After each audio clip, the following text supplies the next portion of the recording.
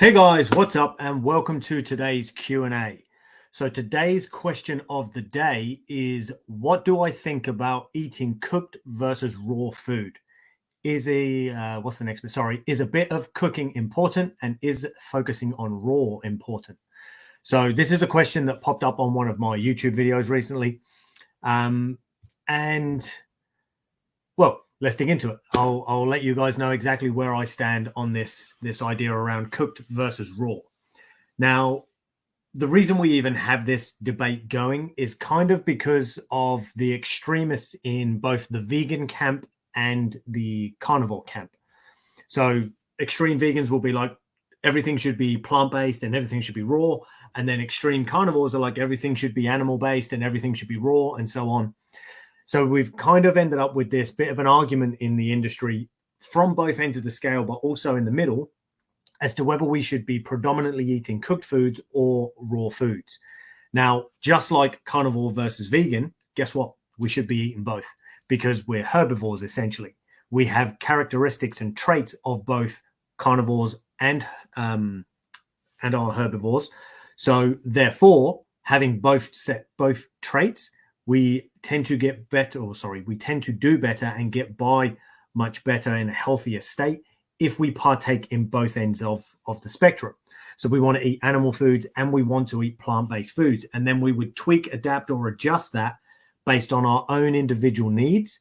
And of course, based on what our body tells us when we're eating certain foods. So like if you eat something and you blatantly get a headache after it, or you get stuffy, or you get bloating and gas, or you get digestive cramps and so on, like maybe maybe that food is not ideal for you and it's not going to serve you at the best level. So maybe you'll completely wipe that out of your diet, or you would just keep it to a minimum.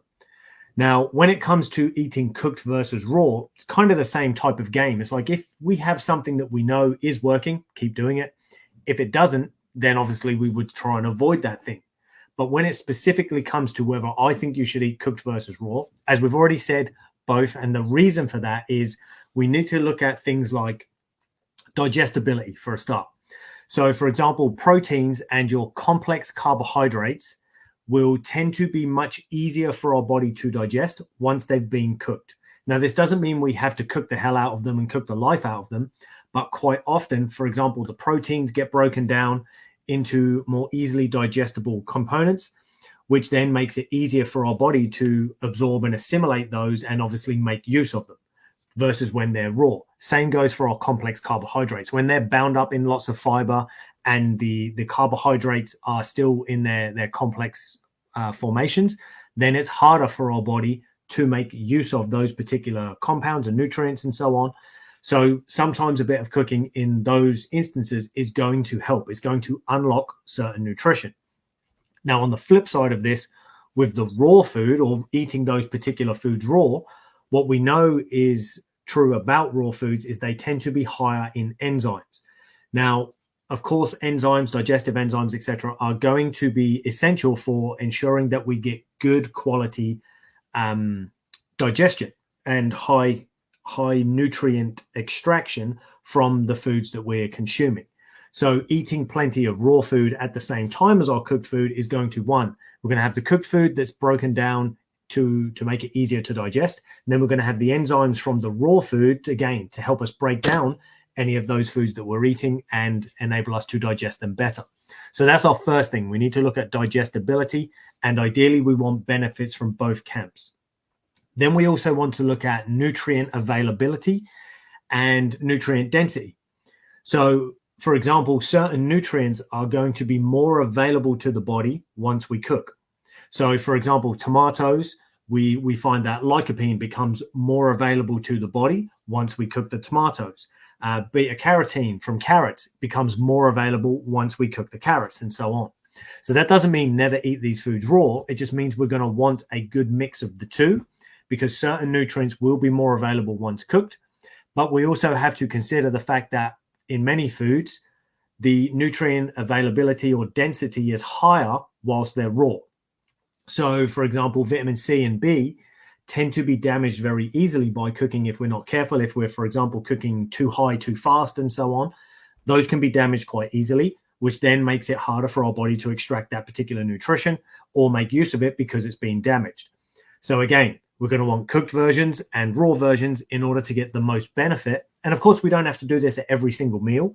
This is just a case of kind of rotating and flipping things throughout your week to ensure that you get the best benefit or the greatest potential benefit from what you're doing with your foods. Now, the final thing to consider for most people is flavors and textures. So many foods will actually have their flavors enhanced by cooking, and people will then tend to prefer them because it's, oh, actually this tastes much better. So for example, with myself, broccoli. I hate raw broccoli. To me, it just tastes like rubber, but some people love it. I don't. So I then, so in order to make it more palatable for me, I will just lightly steam it or lightly boil it. Now, by doing so, that then makes it far better, in my opinion, in terms of taste. The taste profile is improved, the texture profile is improved, and therefore I can eat a greater amount of it and obviously get the nutrition from it. But for some people, they will maybe find the opposite. Oh, actually, I don't like it when it's cooked. I prefer it raw. And this could be for any given number of foods and so on.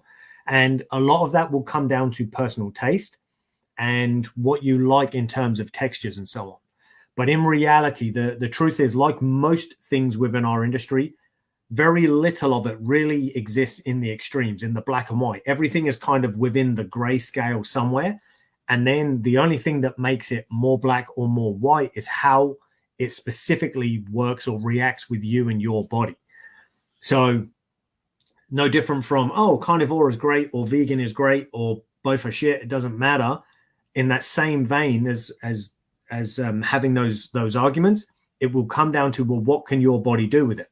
Now, temporarily or therapeutically, for any of us, it might be beneficial to go vegan temporarily or to go carnivore temporarily in order to give our body a rest from certain compounds that we may have been consuming that aren't benefiting us from one or the other camp.